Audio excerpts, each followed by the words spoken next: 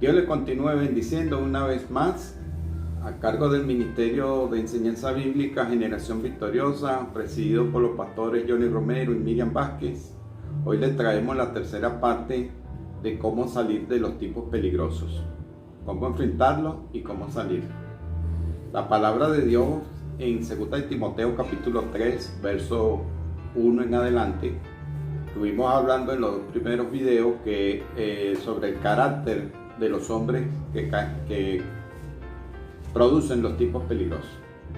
La Biblia dice que los tiempos peligrosos son aquellos en los cuales la gente se le hace difícil lograr las cosas, tanto espirituales como terrenales.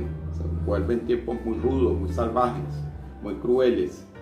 También nos muestra que hay un tipo de hombre que los describe vanagloriosos, sin afecto natural, no quieren a los padres, son desobedientes, son rebeldes, son calumniadores, o sea, chismosos, son intemperantes, no tienen dominio propio, o sea, que viven para sí, pero que tienen la habilidad de disfrazarse, porque la palabra nos enseña que tienen apariencia de piedad, mas niegan la eficacia de ellos, o sea, que son capaces de disfrazarse. Son como los lobos. Cuando Jesús le dijo a los discípulos: yo os envío en medio de los lobos.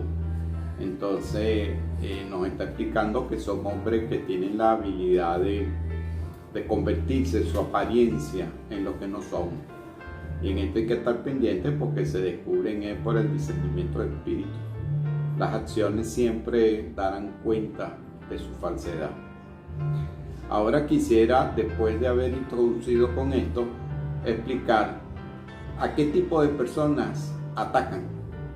Pablo aquí hace una aplicación congregacional, si se quiere, pero de donde toma el texto para hacer esta aplicación es de Éxodo, cuando los magos egipcios denominados Janes y Jambres, que son los que representan a esta clase de hombres que acabo de mencionar, los crueles, intemperantes, o sea, ellos tenían todas esas características.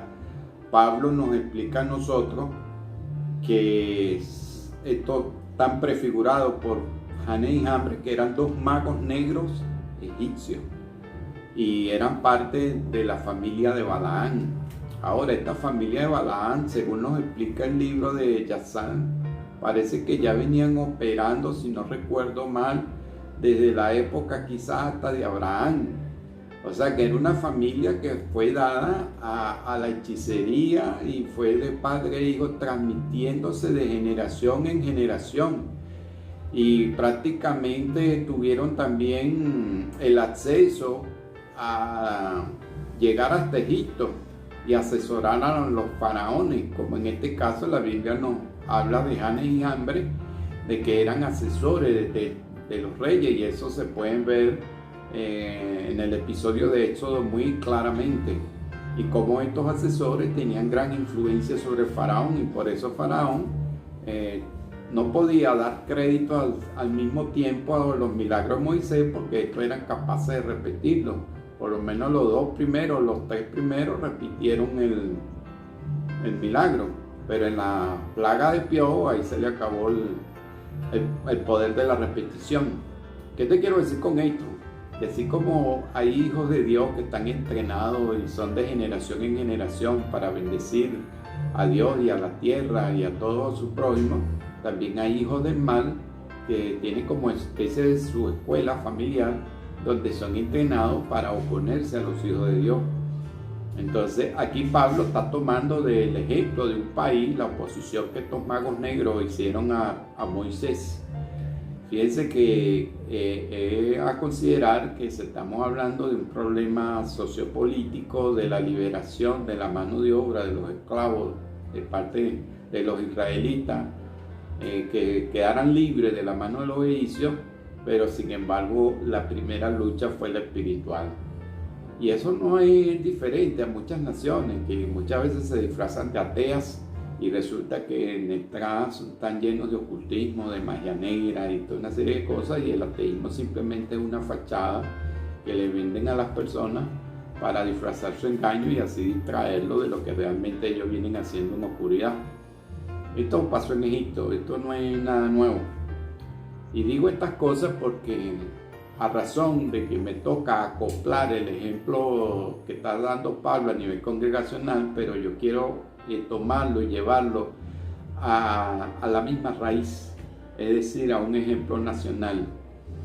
Esto me permite a mí hacer las siguientes consideraciones. Cuando Pablo habla a nivel congregacional y dice que estas personas, o sea, los enjambres, atacan a mujeres que siempre están aprendiendo la verdad, pero que nunca pueden, o sea, que no terminan de aprender, nunca se gradúan.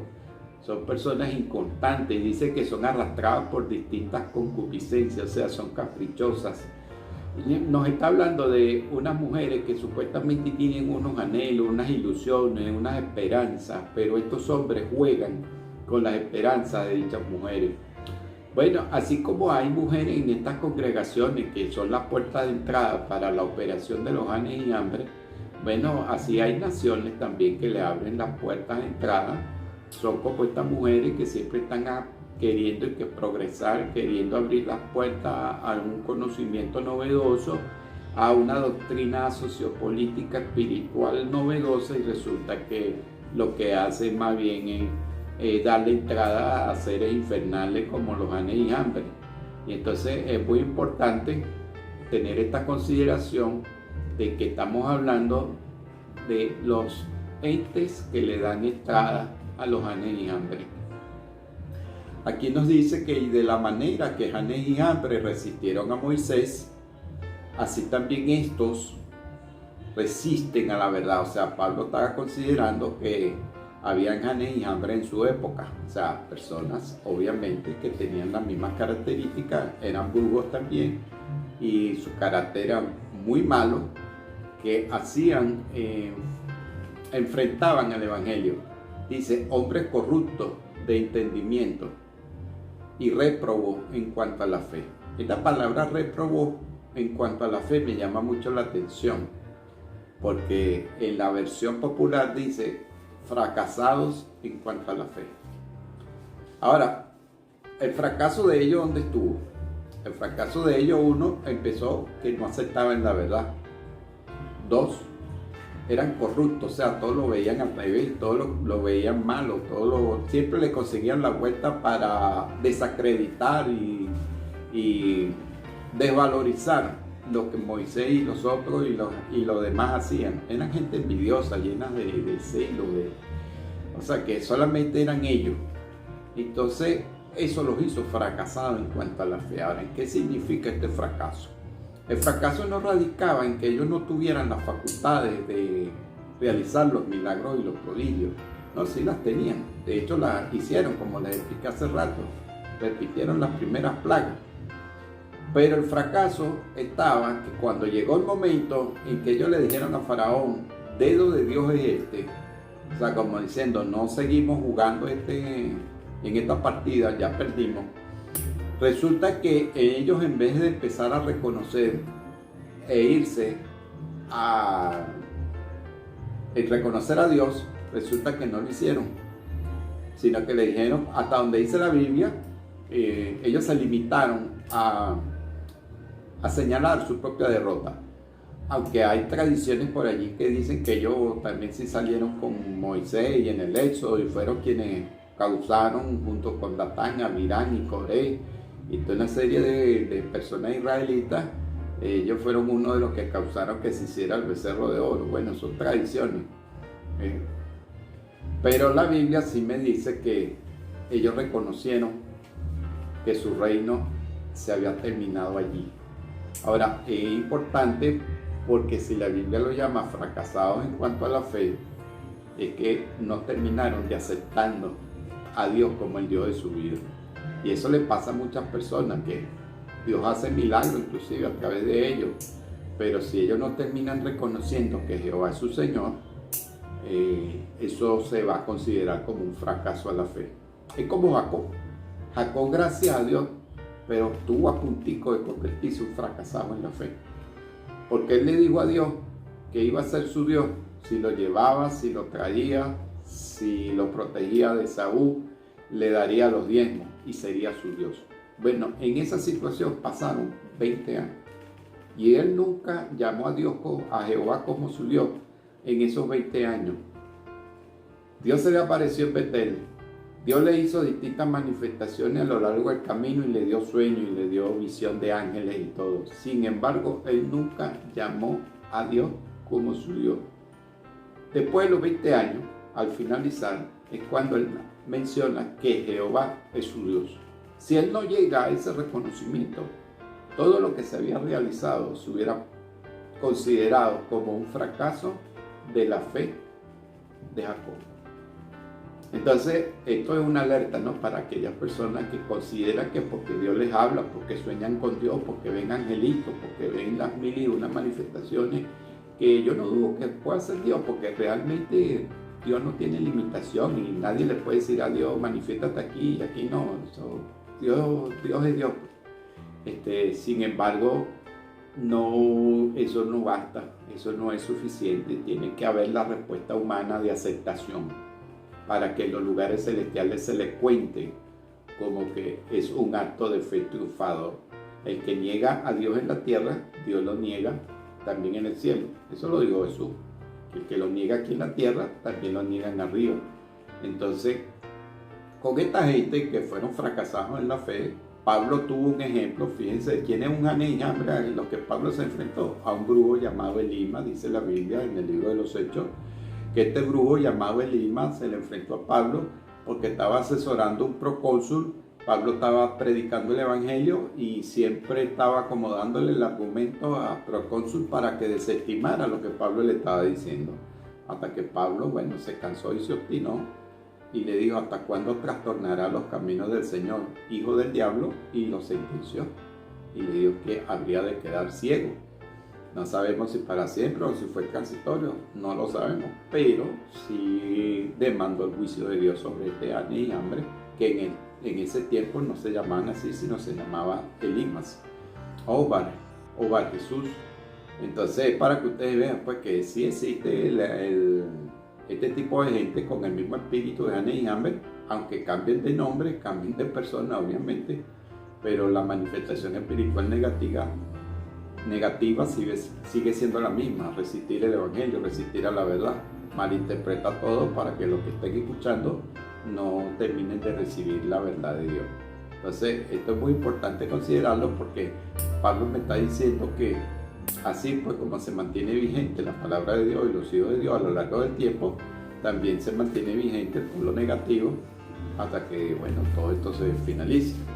Pero la Biblia sí nos muestra que en este sentido ellos tienen una promesa encima, mas no irán adelante, porque su insensatez será manifiesta a todos, como también lo fue la de aquellos. Esa es la promesa que los anejambres tienen encima.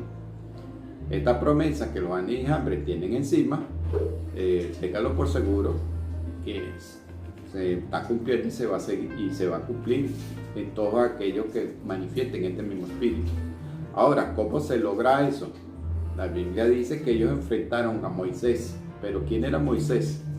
Moisés era un prototipo del apóstol en el Antiguo Testamento del Cristo. Dice Hebreos capítulo 3 que Moisés era siervo de la casa de Dios y que era una sombra, ¿verdad? Un tipo del Mesías, que es el gran apóstol de la casa de Dios. Entonces, Moisés, como prototipo, como poseedor de esa unción apostólica profética, fundador de la nación del pueblo de Israel, en cuanto a la ley, porque realmente Israel nació con Jacob, pero en cuanto a la ley, fue el que le dio forma a un pueblo. Dice que lo venció a través de milagros y prodigios. El poder de Dios, Moisés pudo vencer y lograrse el objetivo. Bueno, en estos últimos tiempos lo que se necesitan es de hombres y mujeres que tengan unción apostólica profética, que sepan lo que están haciendo, que hagan guerra, que sepan hacer la estrategia de la guerra, de la batalla espiritual, y dirigir al pueblo de Dios a una victoria. Fíjense que Pablo sabía que él iba a partir. Cuando él escribió esta carta de 2 de Timoteo, algunos dicen que fue en el año 67. Estamos hablando de que ya las guerras intestinas entre Israel y Judá y los romanos habían comenzado. Los celotes estaban alborotando al pueblo y había mucha matanza de romanos. Eso ya desde el año 66 la cosa se había vuelto peligrosa, revuelta. Había mucha revuelta política allí. Lo cierto es que Pablo está alertando y está formando a Timoteo y le dice, mira, cuídate porque estos mismos hombres, estos enjambres todavía siguen en acción. O sea, Pablo está diciendo, si yo hago la proyección, es que los enjambres estaban en el Imperio Romano, estaban asesorando tanto al emperador, tanto a los generales, a los procuradores, a los procónsules, a todos, tenían sus asesores, como les conté hace rato del brujo Elima y el procónsul romano. Entonces Pablo le está diciendo, tú te vas a enfrentar a estos hombres, y le dice, persiste en lo que has aprendido la Sagrada Escritura desde niño, así como Dios me libró de las persecuciones que tuve en Antioquía, en Iconio, en Listra, y dice, y de todas ellas me has librado el Señor. Bueno, si a ti te toca pasar por lo mismo, tranquilo que Dios te va a librar. Esa es la promesa que el apóstol Pablo le está haciendo a Timoteo.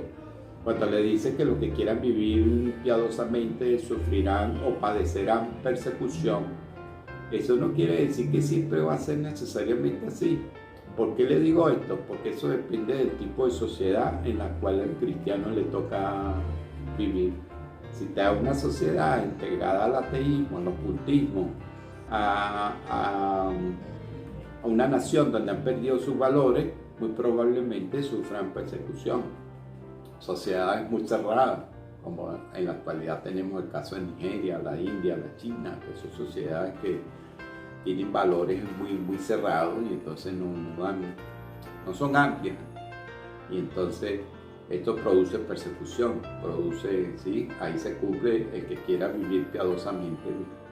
Pero ¿cómo llegaron esas sociedades allí? Esas sociedades en su tiempo tuvieron oportunidad y contacto con el cristianismo, pero se cerraron. Y casi siempre cuando uno revisa la historia, fueron por personas que ejercieron a través de un consejo, una asesoría, o fueron por reyes que rechazaron la palabra de Dios en su tiempo y fueron entregados a oscuridad.